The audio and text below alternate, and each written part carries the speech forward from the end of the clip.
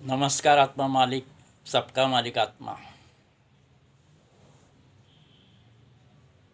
अध्यात्म भाग क्रमांक 28. मन करारे प्रसन्न सर्व सिद्धीचे कारण. संत तुकाराम सांगून गेले, मन प्रसन्न ठेवा, सतत मन प्रसन्न रहा. दुःखाचे मुख्य 3 कारण आहेत: कपट, अहंकार आणि इच्छा. कपट, अहंकार आणि इच्छा हे दुःखाचे मूळ कारण आहेत. आणि आनंदाचं मुख्य कारण निर्मळ मन. आनंदाचं मुख्य कारण निर्मळ मन असणे.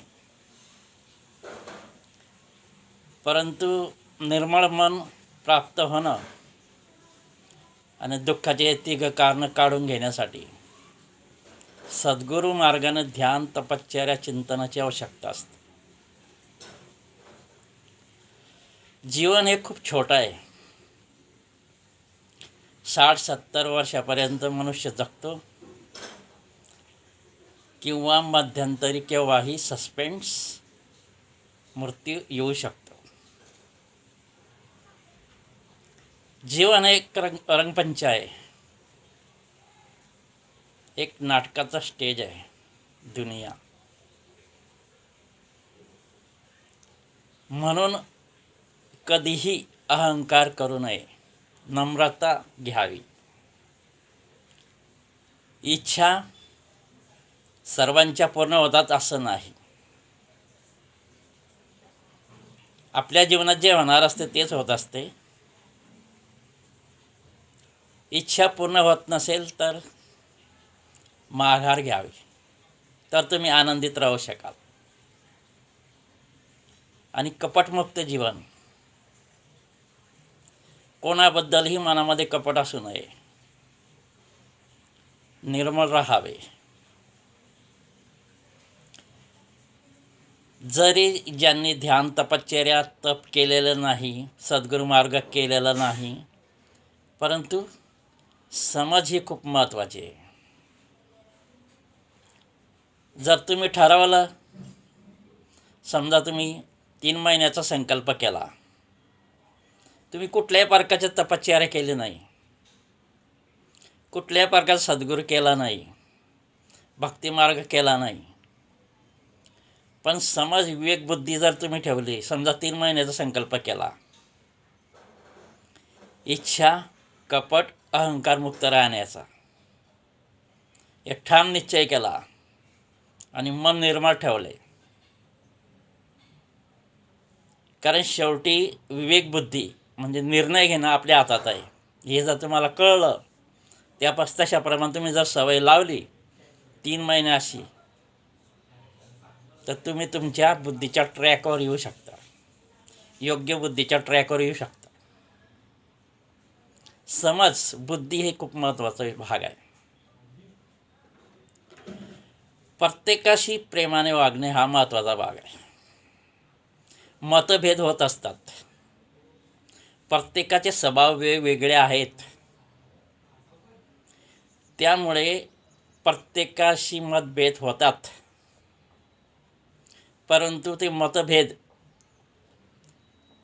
तुरंत लवकर विसरायचे असतात, तर तुम्ही आनंदी राहू शकता. जीवन जगणं ही खूप मोठी कला आहे. बुद्धीचा योग्य वापर करावा. खूप मोठी कला आहे जीवन जगणं. आनंदात जगायचं असलं तर कला आहे ती, ते जमायला पाहिजे. हा व्हिडिओ बनवायचा मागचा उद्देश हाच की मनुष्याला परमेश्वराने बुद्धी दिलेली आहे. त्या बुद्धीचा वापर आपण कसा करणार, त्यावर तुमचं जीवन आनंदी होऊ शकतं.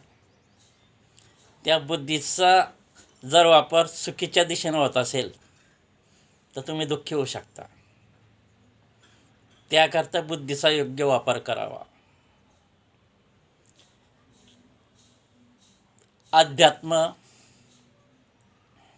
अध्यात्मापेक्षा श्रेष्ठ मार्ग कोणताच नाही.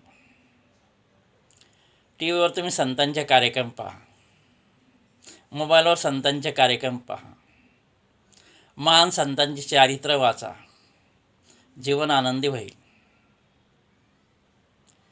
चांगला सत्संग करा, चांगल्या सत्संगी मित्रांमध्ये राहा, तुमचे विचार बदलतील.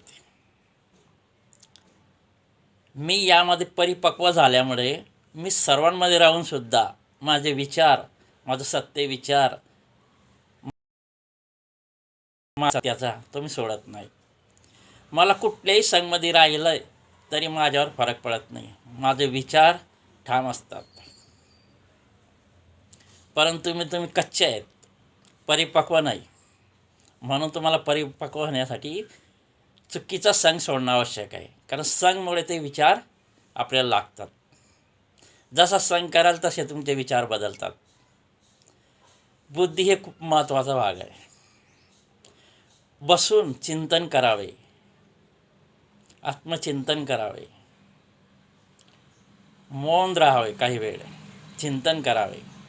तुम्हाला त्याच्यातून मार्ग सुचतो, समस्यांवर मार्ग सुचतो. चिंतनच सर्व काही आहे. ही बुद्धी त्यासाठी दिलेली आहे की बसून चिंतन मंथन करावे आणि सर्वांशी प्रेमाने वागावे. तुम्ही जे पेराल तेच उगवणार आहे. सर्वांना प्रेम आनंद वाटा, तुमच्या जीवनात प्रेम आनंद येईल. ठीक आहे, आजच्या पुरता एवढंच. सर्वांना हार्दिक शुभेच्छा. मन प्रसन्न ठेवा. धन्यवाद. आत्मा मालिक.